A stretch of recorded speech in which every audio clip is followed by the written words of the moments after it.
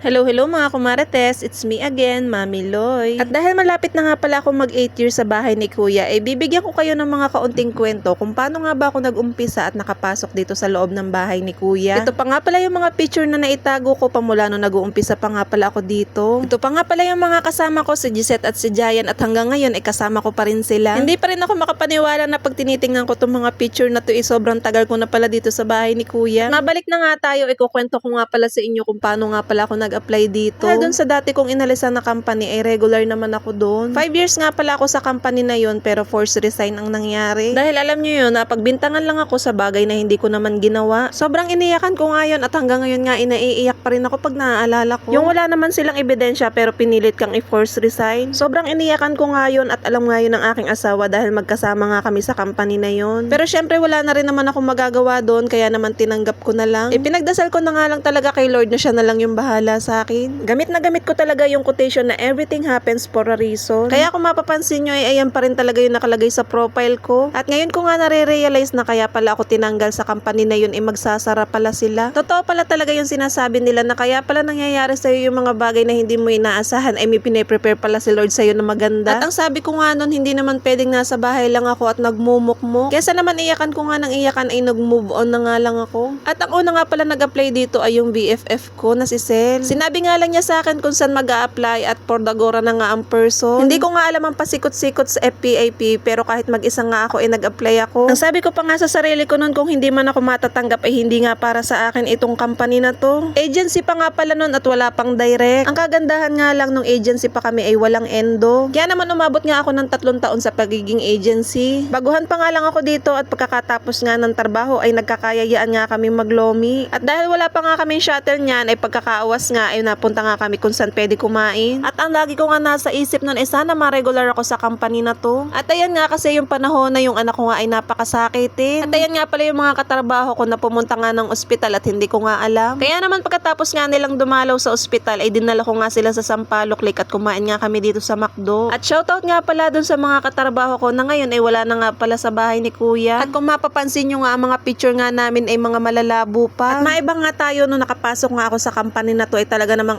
na miss ako. Alam nyo ba kung bakit? Sabi ko may nag-i-exist pala na ganitong company. Dahil hindi ko talaga in-expect na ganito siya kalaki. Dahil dun sa inalisan ko ng company ay mas malaki pa ang kantin ni brother. No joke talaga yon na pagkakauwi ko nga sa bahay, ang dami kong kwento sa aking asawa. Sobrang excited ko laging umuwi para lang magkwento. Kaya naman nasasabi ko talaga sa sarili ko, kaya pala. Kaya pala ako pinorse resign dahil may mas magandang kapalit. Kaya nung nalaman ko nga na madami palang benefits dito ay talaga naman pinangarap ko talagang ma-regular sa company na to. Totoo lang ay meron pang mas magandang mga company kumpara dito. Pero ewan ko ba para sa akin ay napaka-perfect na niya. Pero syempre hindi naman natin lahat mapiplease at yung iba nga ay may masasabi pa rin. Pero syempre kayo naman yan at iba naman ang pananaw ko. Na mga panahon nga na yan, ang focus ko nga lang ay ma-regular at makapag-provide sa pamilya ko. Dahil kung alam nyo lang ang anak ko talaga ay napakasakitin nung maliit. Labas-pasok nga siya sa ospital noon, ang sabi ko nga hindi pwedeng mawalan ako ng trabaho. Kaya sabi ko nga ang focus ko nga ay ma-regular dahil meron nga silang health card. Na pag nagkaroon ka nga ng health card ay mako-covered mo na nga yung asawa at anak mo. Kahit sobrang liit nga lang ng sinasahod ko noon ay Pordagora pa rin nga ako. At ito nga pala yung BFF ko na si Sel at siya nga pala yung una nag-apply dito. At ito nga din pala yung kauna-unahang Christmas party ko dito sa bahay ni Kuya. Sobrang namangha talaga ako noon, sabi ko may ganito palang company Christmas party. Dahil lahat nga ng first time ko sa isang company ay dito ko lang naranasan. Kaya naman nung nag-Christmas party nga dito ay talaga namang sumama ako. Dahil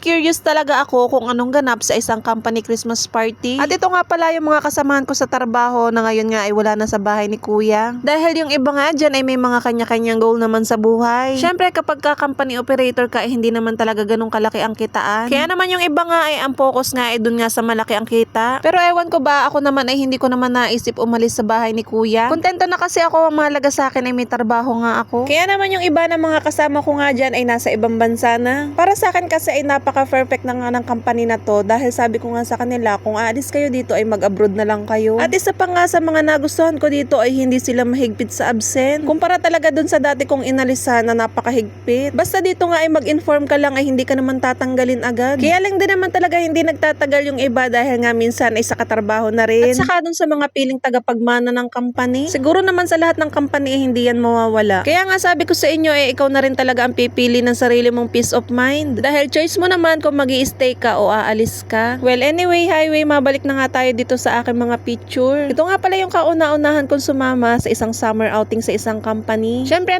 curious na naman ako kung anong ganap doon, kaya naman sumama ako. Dahil syempre, first time ko na naman. Ganito pala yung mga ganap dito dahil meron nga silang mga program. Syempre, merong labanan ng Mr. and Miss Brother. At syempre, lahat nga ng pagkain ay libre. Una't pangalawang summer outing nga pala ako sumama. Ganun na nga rin pala sa Christmas party. In-experience ko lang din talaga kung anong mga ganap. Sa totoo lang, wala naman ako masasabing hindi maganda sa company na to dahil lahat nga ng experience ko ay maganda. Sa totoo lang ay hindi naman ako bias porket dito ako nagtatrabaho. Dahil sobrang thankful talaga sa company na to. Dahil maliit man o malaki talaga yung binibigay nila, ay talaga namang na-appreciate ko yun. Lalong-lalo na nga nung nagka-pandemic na halos ilang months nga kaming hindi nakapagtrabaho. Na talaga namang si brother ay inalala talaga lahat ng empleyado niya. Sa totoo lang mga kumarites na imbis nga na mapagastos ako nung pandemic, nakaipon pa ako. Dahil ngayon sa tulong na assistance na bigay sa amin ni brother. At lahat nga ng naipon ko na yon ay lahat ngayon ay nakalagay sa Pag-ibig MP2 ko. Kaya naman sa mga baguhan na regular dyan at hindi pa alam kung ano yung MP2 ay pwede kayong pumunta sa HR. Dahil kung gusto nyo nga makaipon ay pwede nila kayong kaltasan dun sa Pag-ibig MP2 nyo. Para pagdating ng panahon, umalis man kayo sa bahay ni kuya ay meron kayong ipon. Anyway, highway na naman mga kumarites. Ito naman yung pangalawang Christmas party ko dito sa bahay ni kuya. Grabe, pag nakikita ko tong picture na to, napakapayat ko pala dati. Feeling ko nga ay napakataba ko na ng mga panahong yan. Yung pala ay may itataba pa pala ako. Pero nung mga panahong yan ay hindi pa nga ako maalam pumorma. Mas mukhang manang pa nga ako dati kumpara ngayon. Well, dati naman kasi ay hindi pa naman uso ang mga skincare. At dahil ngayon nga ay nauuso na nga ang mga skincare, mas natututunan ko na nga ang alagaan ng sarili ko. Napakabilis din talagang dumaan ng panahon. Akalain mo yun, magwawalong taon na ako dito sa bahay ni kuya. Marami na nga umalis at dumating hanggang ngayon na nanatiling nandito pa rin, char. Sa totoo lang din mga kumarites, kung ako nga ay hindi ko rin alam kung hanggang kailan din talaga ako mananatili dito sa bahay ni kuya. Pero siguro hanggat kaya at malakas pa ang aking katawan ay magtatrabaho pa rin tayo. Kung dati-rati nga ang sabi ko nga sa inyo ay pangarap ko nga lang talagang ma-regular. At ngayon nga na-regular tayo ay pinangarap ko namang maging O1. At lahat ng mga pangarap na yon ay talaga namang natupad na lahat. At dahil lang din talaga yon sa pagtsatsaga at pag-aantay ko. Sa totoo lang marami pa talaga akong pangarap na hindi pa natutupad. Pero dahil willing naman ako mag-antay, Lord, baka naman. At ito namang mga picture na to ay ito naman yung pangalawang sama ko sa summer outing. Ewan ko ba, pamula nung sumama ako sa summer outing na yan ay nadala na nga akong sumama. Paano ba namang hindi ako madadala, sobrang init ng mga panahon na yan. Tapos sila enjoy na enjoy sa pagsuswimming, ako tagabantay ng mga bag nila. At nung alas 3 na nga ng hapon, nung pwede na nga umuwi ay umuna na nga ako sa kanila. Sabi ko nga in-experience ko na naman na mag-summer outing, kaya pamula nga noon ay hindi na nga ako sumama sa mga summer outing. At dahil wala naman akong dalang panligo niyan, kaya tamang picture na nga lang ako dito sa mga view. At bakit pag nakikita ko nga yung mga picture ko dati ay mas mukha nga ako matanda noon. At parang kailan nga ay umiiyak pa ako dahil nawalan ako ng trabaho. Ngayon ang tagal-tagal ko na pala dito sa bahay ni kuya.